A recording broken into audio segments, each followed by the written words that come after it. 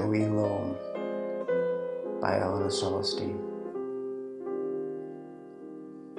This isn't the story that I intended to upload. In some ways, I suppose it isn't a story at all. It isn't structured like one.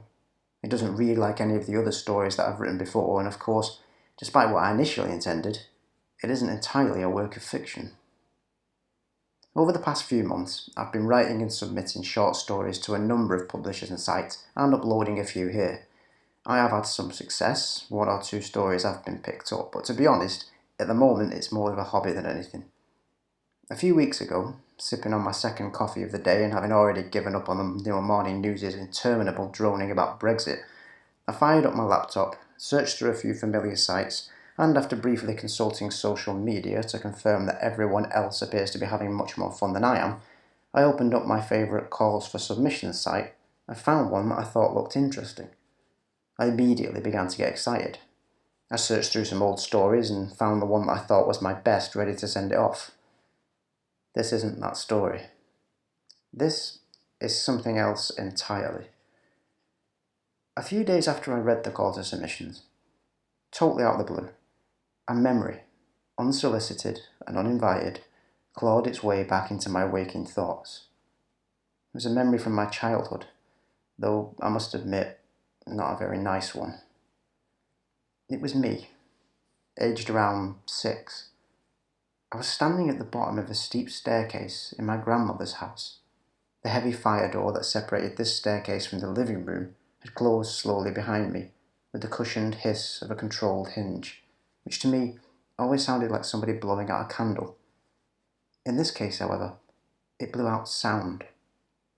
The television noise and friendly chatter of my parents and grandparents was suddenly extinguished as the door gently sealed shut, and I was left, suddenly and horrifyingly, alone. The staircase before me was enclosed on 2 sides by walls. Behind me, the fire door. At the top of the stairs, a small window, which begrudgingly allowed a pale, jaundiced light to spill onto the steps. There was no electric light for this part of the journey. When I reached the top, there'd be a right turn and a landing at the end of which would be my grandparents' bedroom and the bathroom to which I was headed. Beyond these rooms, following another right turn, was a second flight of stairs. The stairs that led up to the blue room where he'd be waiting. As a child, I never climbed that second set of stairs. If I'd had my choice and my treacherous weakling of a bladder hadn't betrayed my wishes and forced me to the bathroom, I'd have never climbed the first. I hated them. I hated that trip, and I hated Joey Loam. In an entirely reasonable attempt to dissuade us kids, my sister was equally as terrified of this journey as I was, from climbing the second set of stairs and going into what was essentially an attic room, in which an inquisitive child might find any number of tools or toxins with which to injure or poison themselves. My grandmother invented and installed an imaginary gatekeeper, a bogeyman, if you will. "Don't you go near that blue room," she'd intone, with a voice far deeper than her tiny frame should have allowed. "Joey Loam's up there." Thinking back now, this in itself wasn't a threat. If he lived up there, fine, I wouldn't bother him. He wouldn't bother me. Really, this shouldn't have translated into something sinister. But it did. Because I suppose that's how it was intended. And there definitely was something. Something in the way that Granny leant forward in her chair. The way she formed her bony fingers into the shapes of claws. Something in the way that she dragged the long O sounds to say Joey Loam. It made it crystal clear. Joey Loam wasn't just a lodger, nor was he necessarily human. What he definitely was a monster. Even going up the first set of stairs was horrific, dark and enclosed as it was, with no bolt hole, no exit or escape for what might be waiting around the blind corner at the top. Many's the time that I stood 3 steps from the top, craning my neck to see around the corner onto the landing, to check that there was nothing there, waiting for me, in the dark. What would I do, I often asked myself, if I was to peek around that corner and see a dark thing, creeping slowly on all fours towards me. Once, a bird flew past the window at the top of the first flight as I peered around the corner, and its shadow darted across the wall. I almost died of heart attack aged 6. Reaching the bathroom was just as bad. The frantic panic of pulling off trousers and underwear, of sitting down and knowing that you were rooted to the spot and vulnerable, like a deer caught in a clearing, hearing just on the edge of sound the not quite silence of padding feet, claws, of a predator. You'd sit, willing your bladder to empty more quickly than was humanly possible, as you stared fixedly at the space beyond the door, at the wall that lay at the foot of the second set of stairs, straining to hear, watching the shadows to catch even the slightest breath of movement. At the soonest possible moment you would pull on your clothes, often too soon, dribbling into your shorts, and dart as quickly as you could from the room. This was the worst part. For going down the corridor, down the stairs, you were going forwards. You couldn't know what was behind you. Just behind you. In your mind, that void was always filled, occupied with things that crept up on you, things with needle-point teeth and sagging, palsied features like an underdone egg trickling down the face, reaching with talons towards you till you spilled, full speed, into the living room, having sprinted freewheeling dangerously down the stairs, heaved back the heavy fire door and bounded into the room. Many's the time that my parents and grandparents would laugh at how I sprang into the room, into the light and the safety. My sister never laughed. She knew why. I can't begin to count the times that I got in trouble for not washing my hands, for not flushing the toilet, or for not putting the lid down. Never once did I dare admit that I'd failed to do these things in a frantic panic to get out as quickly as possible, to sprint down the stairs and back to the safety of the daylight. That our bogeyman, Joey Loam, who lurked in the blue room, terrified me. That the threat of his hands clasping my ankle, his fetid breath on my neck, and the basic primal fear of being devoured haunted my dreams for years. Never did I admit that as I got older I would avoid drinking in the hours before we visited Grandma, in an attempt to avoid going to the bathroom. I never said that the bumps and scratching sounds we heard in the attic convinced both my sister and myself that Joey Loam was real. All of this came back as I finished my cornflakes. That'd make a story, I thought, and I began to jot notes on how this traumatic but strangely private experience, rushing to pee in fear of our family's personal version of the bogeyman, could be fleshed out into a story. I drafted fictional twist endings, in which Joey Loam was actually a distortion of Joseph Lamb, a boy who had gone missing years earlier and who haunted the house, or perhaps a local butcher who turned out to be a child murderer. I played with images of the blue room, which in reality was an attic room at the top of the house, so named, cleverly, because every wall, including the ceiling, and indeed the door in which you entered, was painted eccentrically sky blue by the previous owner. I wrote half a scene in which claw marks or fingernails were discovered on the room walls years later.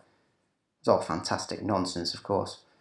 I planned to return to these ideas the following day when I had more time, and I got on with the mundane tasks that Friday had already planned for me. But I never came back to those ideas.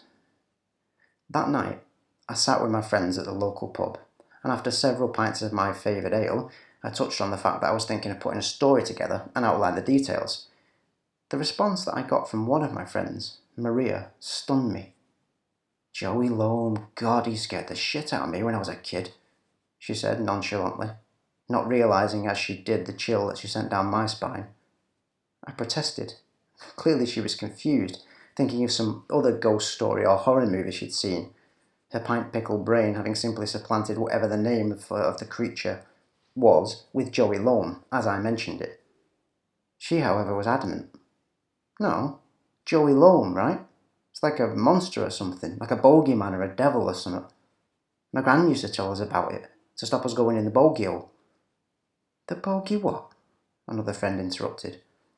I should probably mention at this point that my family are originally from Manchester in England. My grandmother's house, with the blue room in which Joey Loam worked, was an old industrial terrace in Beswick, East Manchester. Like all of the other Victorian terraces in that area, it had been torn down years ago, the houses having been structurally unsound, subsiding due to abandoned network of mines below. Bogeyhole is a dialect term for a coal hole or a space under the stairs, where in the past the coalman would deposit the coal for the fires that would heat the houses. My granddad often used to joke about Harry Potter being forced to sleep under the stairs. That lad thinks he's got it hard sleeping under the stairs. If it had been in my day, there'd have been no Hogwarts. Someone would have opened the bogeyhole and chucked coal on top of him. Let's see him rustle up a spell for that. My friend went on. My mum used to say it all the time. Joey Loam's coming home. She said this whilst making a strangely familiar crawling gesture with her hand, like some great spider creeping slowly towards me. The way she dragged the O sound made me think of someone pulling taffy or caramel. The words seemed to drool and spill from her lips. It was exactly how my granny used to say it. I was dumbstruck by this revelation. For decades I'd thought Joey Loam to be something that my gran had invented. Now it seemed there was someone else who also had memories of the exact same bogeyman. What was particularly strange was that Maria's mother insisted that she too had invented the name. My grandmother sadly passed away years ago, and so I was unable to ask her directly where she'd gotten the name. But I immediately called my mother and my sister, or my mum and our kid as I refer to them, to tell them about this leak in our private family mythology. You're never going to believe this, I started. They didn't. At this point, I was still set on putting together a short story, and in fact was all the more keen to get Joey Loam into the tale. More than that though, I was fascinated by the idea that something I'd always assumed was a family idiosyncrasy was actually more widespread. I decided to probe a little further, see if I could find any evidence of this character's origins and where my gran, who despite my mum's protestations clearly hadn't invented the name, might have gotten the idea from. 3 weeks on, I've decided to abandon my short story idea altogether, and instead share some of what I was told by those I spoke to, some of what my research dragged up. Now, the saying goes that truth is stranger than fiction. They never mention that it's more terrifying.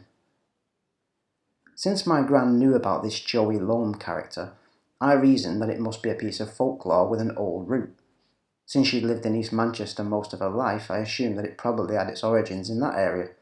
Pursuing the idea, I got in contact with my friend Claire, who works at Garside Lodge, an old folks' home or sheltered accommodation facility in Beswick, and I asked if I could quiz the residents as to whether they'd heard of Joey Loam. A few days later, and encouraged by what Claire told me on the phone, I went to Garside Lodge to interview some of them. I've transcribed below as accurately as possible some of the details from those interviews. Gerald Wilkes, 91, from Beswick, Manchester. Oh aye, Joey Loam. My mum used to tell me about that. Joey Loam, she used to say. Lived in our attic. Used to have to go up a ladder to get in there, but it were open, see? No door or cover on it. Just an hole in the ceiling that led up into the attic. Used to let in a hell of a draught. Anyway, I were frightened to death of that hole. I used to lie there in bed and look into the landing. You could still see it, in the dark. Just this big hole in the ceiling that went up into the attic. I used to think, what if he comes down to get me? Every night I used to think I could hear him moving about up there, and I pulled the covers up right over my head so that he wouldn't find me and eat me. I mean, it were my mum's way of stopping us rooting about in the loft, but God, it didn't half bloody work. We were scared to death. Margaret Dent, 79, from Hardwick, Manchester. They used to say, if they went missing, like dogs or cats or anything like that, they'd say, Joey Loam's had 'em. He used to live under that bunker near the start of the woods in our park, like a stone house it were. I don't know, from the war or the mines or something, but my mother used to say to me, she says, you don't go near that cubbyhole, do you hear? Joey Loam's in there and he'll get you. Joan Doyle, 77, from Gorton, Manchester. Oh God, don't, it gives me the creeps. He used to live under Blue Bridge in the small park. We weren't allowed to cross the bridge, and we never went, because if you did, Joey Loam would get you. He'd know that you'd been there and he'd come for you in the night. Joey Loam's coming home, they used to sing.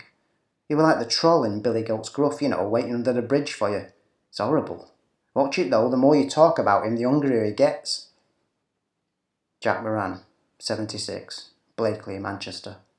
Oh, Joey Loam, yeah. He lived in Bluebell Wood.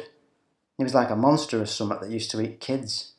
We all used to hate walking past them woods. You used to play out, but you used to have to go home and be in the house when the streetlights came on. That was the rule. So you'd be walking up just as the sun was going down, and it was getting dark, and it'd be dead quiet with no one about. And we had to walk up that hill with the woods on either side. Well, you didn't want to admit that you were scared in front of your mates, so you wouldn't run it, but nobody'd talk. You'd be listening, you see, to see if you could hear him moving about. Yeah, you watch it, he might still be up there now. Reg Floodhaze, 80, Beswick, Manchester. When my dad worked in the mines, they were never allowed to go around on their own. Now obviously that's just a safety thing, isn't it? But they used to tell them that you couldn't go around because if you did, Joey Loam would get you. Paul Barnett, 86, Boston, Manchester. Across from where we lived were allotments. Now, me and our kid, we never knew who owned one at the end, but whoever it was, they had this horrible scarecrow. Its mouth were massive, with all these teeth. Bloody awful it was. You'd swear it used to watch you. My mum used to call it Joey Loam, and it was one of them. If you was naughty or caught somewhere you shouldn't have been, she'd say, "You two better behave yourself or Joey Loam's coming for you." Well, it put us straight. Our kid used to have nightmares about it creeping up from the cellar. We'd run right round the block rather than walk past that at night. I have to admit it, as I listened to these snippets and small remnants of that childhood unease, it certainly crept back into me. Even in the retelling, many years later, the folks I spoke to clearly had some semblance of the same feeling. I wouldn't go so far as to say that they'd been scarred by it, but it clearly made a strong impression, and it was not a very nice one. Again, what was interesting about these accounts was that these individuals I spoke to were surprised that I'd heard of it, believing as I had that it was the invention of one of their family members, an in-joke between them and their siblings. They never knew that the story was widespread. Having established that the story clearly was quite widespread, and at least as old as the residents that I'd interviewed, I decided to dig back a little further, and like any good folklore geek doing some detective work, I began my fantastic and perilous journey at the fabled and famous jumping-off point, the library. I expected to find dead ends. In retrospect, I kind of wish I'd found them. To my infinite surprise, I was able to find at least one direct reference to Joey Loam in a story from 1922, printed in the Manchester Evening News, or Manchester Guardian as it was then. Initially, I assumed that this Joey Loam would be entirely unrelated, and possibly the name of a real flesh and blood person. There has to be at least one flesh and blood guy named Joey Loam on Facebook right now. This, however, wasn't the case. The photograph that accompanied the story was of a street that looked remarkably similar to the one my gran used to live on. A row of closely packed Victorian terraces, with cobblestones still visible on the road. The story, entitled "Taking Steps Against Evil," detailed a tradition that had apparently been going on for years in the area. It explained that the night before All Hallows, all of the women within a certain area, which extended for several streets, would set about painting the front steps of their houses. Inexplicably, the state and visible cleanliness of the front step seems to have been quite the preoccupation for working-class women at the time. I have to admit I often heard my granny talk about scrubbing hers, but I'd never heard of them being painted. According to one woman who was interviewed about the process, which she referred to as being the same as woading, it was a superstitious charm, meant to keep all manner of bad things from entering the house, or as she put it, to keep out Joey Loam and the ghosts and the bogies and that. Then, of course, this led me to wonder what exactly woading was. Initially, I imagined it to be some form of telling off, similar to a scolding but involving the word woe, which somehow always seemed to enter warnings when I was young. Woe betide the boy who does such and such. As it turned out, a book on mining folklore gave me the answer, in a way that strongly reminded me of the account that Reg, one of the old men I'd interviewed, gave me about his father. It explained that woading was another superstitious practice, prevalent primarily amongst miners in the northwest of England and Wales. The actual process of woading involved painting the wooden beams in sections of the mine the crews were moving on from. The tradition being that these markers would trap any malevolent entities or creatures in the section about to be abandoned, thus preventing them from following or harming the workers in the next stage of work. These areas were then clearly identifiable from the markings, and workers would be forbidden from entering them once the areas were woaded. How far this process was taken seriously, and to what extent it was simply primitive health and safety, is anyone's guess. However, being almost as big a geek about language as I am about folklore, I did wonder about the name of the custom. I later discovered that woading got its name from woad, which was a blue paint-based dye, the same substance that the early Britons and Picts used to paint onto their bodies. This practice that gave the Picts their name Pict, from the Latin pictit, meaning painted. At first this struck me as interesting, but not particularly relevant. That was at first. To start with, general reading on myth and folklore of Northern England didn't yield much that seemed relevant either. Eventually, however, I stumbled upon two creatures with names phonetically similar to the star of my childhood nightmares. Characters with similar sounding names might seem a bit of a stretch, but it's a good place to start, as figures in folklore have a habit of changing or slightly altering their names through time and variation. The first such character that I came across was widely mentioned and being known as a jolly Loam. This character, the text said, was a staple of English folk plays and puppet shows during the early modern period. The first book that mentioned a jolly Loam had an illustration of a later marionette dating from around 1570 that was used in pageants and puppet shows. It looked like an exaggerated version of Mr. Punch, complete with wild staring eyes, jester-like attire, and that jutting chin. Where it differed sharply from Mr. Punch was at the mouth. The jolly Loam puppet had an unnaturally large, grinning mouth that had been carved to extend from the tip of one ear to the tip of the other. The gums of this cavernous orifice had been studded with iron pins in place of the teeth to create a threateningly predatory smile. Jolly indeed, I thought. This character, who in the traditional narrative was usually placed in opposition to and eventually defeated by the Virgin Mary character, tended only to come out at night, and in a motif seen in many similar characters across Europe, carried a large sack, into which he would bundle children, who he would later devour. The second book referencing Jolly Loam listed an alternative name for the character, Jawy Loam, JawyLorm. The Jawy Loam was a strong lead. According to several books on British folklore and one specific to the folklore of Northern England, this creature, known as the Jawy Loam, was a type of boggart, bugbear or bogey, which is where the term bogeyman comes from, deriving as it does from the Middle English term meaning something frightening or a scarecrow. However, unlike the most boggart stories, in which the creature is much or more or less a tormentor or a pest more than any real threat, this Jawy Loam seems to be a fairy or troll-like creature, used by parents to frighten children into good behaviour or to discourage them from playing where they shouldn't. The most interesting link, however, was in the illustration.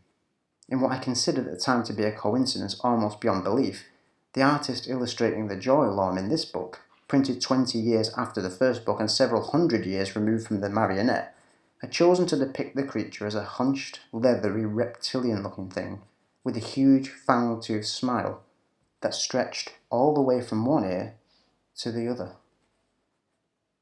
At this point, I reasoned that if I could find a few more interviewees, perhaps in another old folks' home, I'd have enough material to put together a story or an essay for submission. As it turned out, a few more coincidences over the following week put me off the idea, and I haven't asked anyone about Jawy Loam since.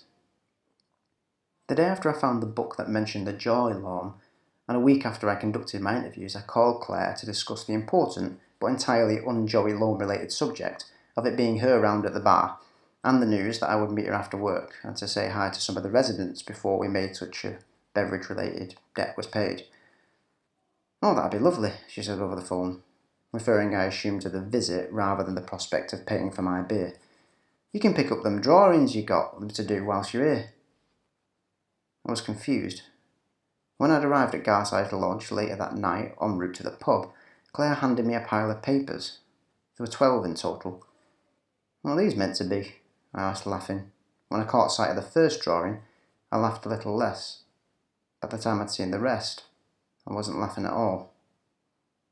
Over the past week, independent of each other, 12 residents had passed on drawings they had done of how they remembered Joey Loam. This creeped me out for several reasons. Firstly, at no point had I asked the interviewers to draw me a picture of Joey.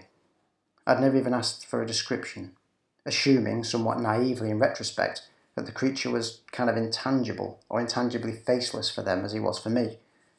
Secondly, I'd only interviewed 6 residents, because initially they were the only ones who said they'd heard of him. Now, out of the blue, with no prompting at all, 12 residents had volunteered drawings.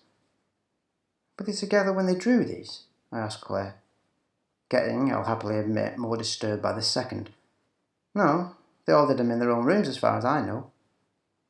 At the time, just as now, I wish she hadn't said that. In terms of execution, style and level of detail, the pictures varied wildly. One was an expensive-looking cartridge paper, beautifully drawn, clearly by someone with real artistic talent. Another was scrawled onto a sheet of scrap paper, and had seemingly been torn from a child's notebook. It had a picture of Mickey Mouse printed in the bottom corner. Another was on a beer mat. I only wished that the image had varied as much. Though as a child, I ran down the stairs in abject terror, and I dreamt of monsters. As an adult, I don't consider myself to be the superstitious type. That day, though, standing in the reception area of an old folks' home in broad daylight, I wasn't just superstitious. I was scared. 12 pairs of bulbous eyes, 12 sets of taloned fingers, 12 gaping mouths, stretched from ear to ear. In terms of depiction, the drawings were identical. Familiar to me not only from illustrations I'd seen earlier, but from an older memory, of things I'd imagined, alone on those stairs. Had you asked 12 strangers with no forewarning to sketch a person standing 3 feet in front of them, they could not have produced such similar results. For a moment I considered that Claire might be playing a joke, or even that the residents themselves could be in on it together. One glance at Claire's look of utter bewilderment dispelled those theories. I felt sick.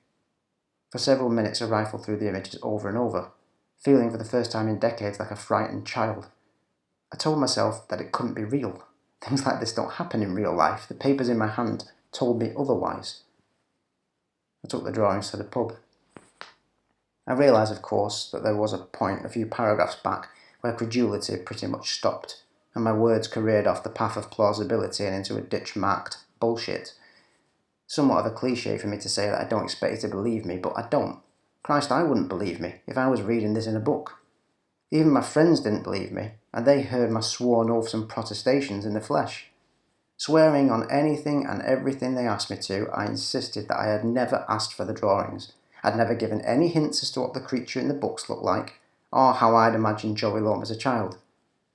My friends just laughed and brushed me off.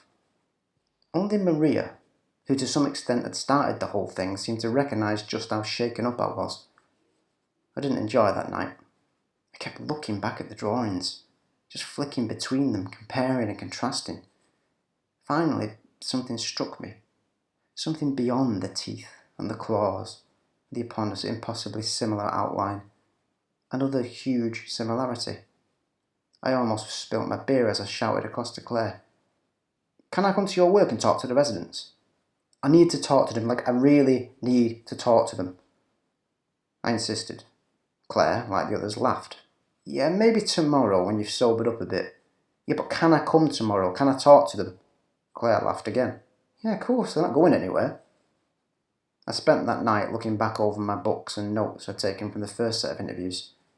I don't mind admitting that alone in the house as I was careful to place the drawings face down, and I skipped very quickly past the illustrations in the books. After all, I've got an attic too. The next day, I met with 6 residents, the ones that I had originally spoken to, and 5 others who contributed drawings.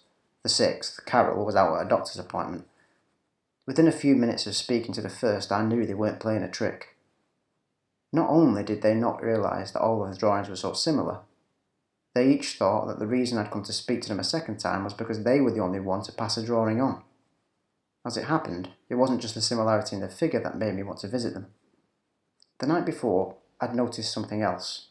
a link that despite being deeply unsettled by the drawings, I simply had to pursue.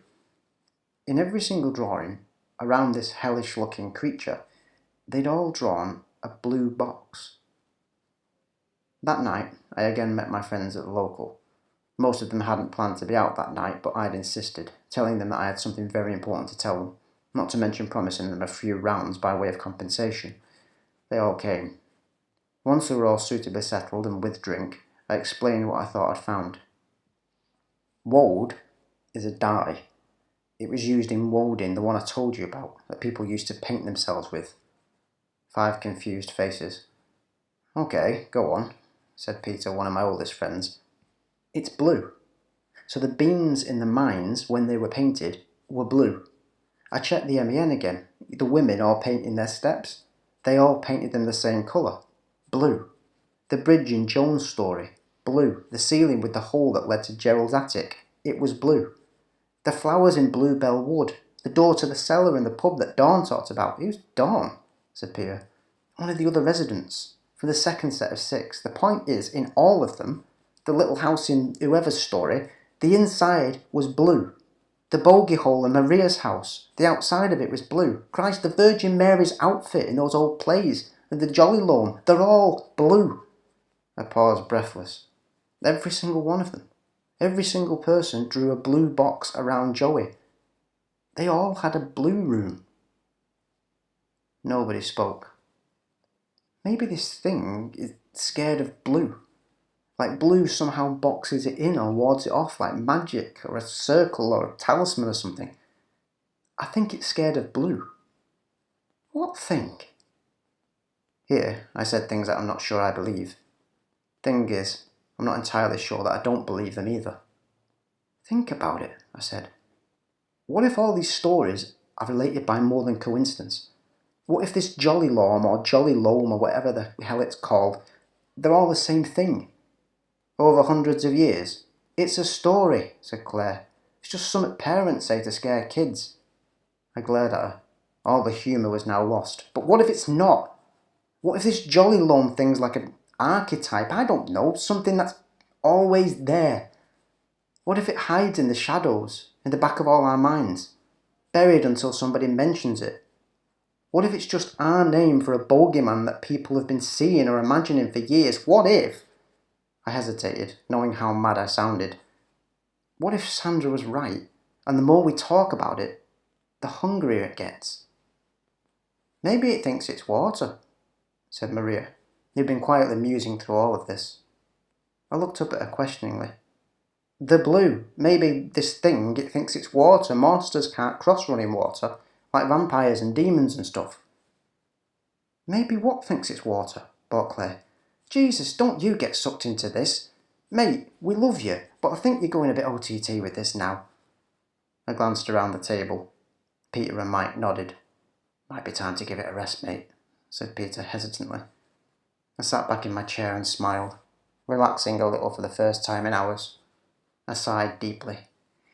Yeah, maybe. I'd already finished this story. Maybe was the last word. Kind of ambiguous and open. I thought it communicated just how freaked out I actually was by all this. I would have stopped it there had it not been for something that Peter said to me just the other night. There were just 3 of us at the pub that night. Me, Peter and Maria. We'd been there 2 hours, and since I'd already written up everything I was planning to send off to this submission, the name Joey Loam never came up. That was until Peter came back from the bar and off the cuff started into one of his little rants. You pain in the arse, he said, pointing at me, as Maria laughed. I was on a really important job today, and all I could bleed and think about was you and your stupid Joe What's-It stories. I smiled and took a sip from my pint. Oh, why's that? Nice to know I'm always in your thoughts anyway, Pete. I smirked.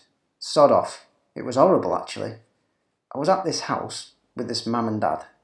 Maria and I glanced at each other. This was going to be one of those stories. Peter, I should mention, works for the Greater Manchester Police. While some of the work stories he tells are exciting or funny, not all of them are quite as fun. From the look on his face, we could guess that this was going to be one of those stories. So I'm stood there with this mum and dad, whose kid's been reported missing. Now, having spoken to her teachers and some of her friends, we reckon she's run away. He still does. Dad's a bit of a wrong 'un, you know. You just get that sense that things aren't good at home, you know? We both nodded that we understood. Anyway, I'm stood there with this pair in this girl's room, and they're absolutely adamant that the door was locked, that the windows were locked, and when they got up this morning, they were all locked inside. It's like a Sherlock Holmes thing, this, isn't it? Said Maria teasingly. It was, smiled Peter. Or at least it would be if I believed them. Anyway, as they're talking to me, I'm looking around the room and stuff, and I look over at the ceiling in this girl's room, and there's just this massive hole leading up into the attic, like nothing covering it, just wide open. Well, that was it. As soon as I saw that, all I could think about was that bloody story. I kept looking at it, just this hole in the corner of the ceiling. It creeped me bleeding self out. I smiled. Happens to the best of us, that, mate, I said, laughing. That wasn't it, though. The worst thing was, the ceiling where this hole was, right? Well, they'd been painting over it, but they hadn't finished. I was thinking of what you said the other night. They'd painted over the half near the hole in pink, but the other half of the room was... Don't, mate, I interrupted. Seriously, just don't. On the way home tonight, I bought 4 cans of paint. All of them are the same colour.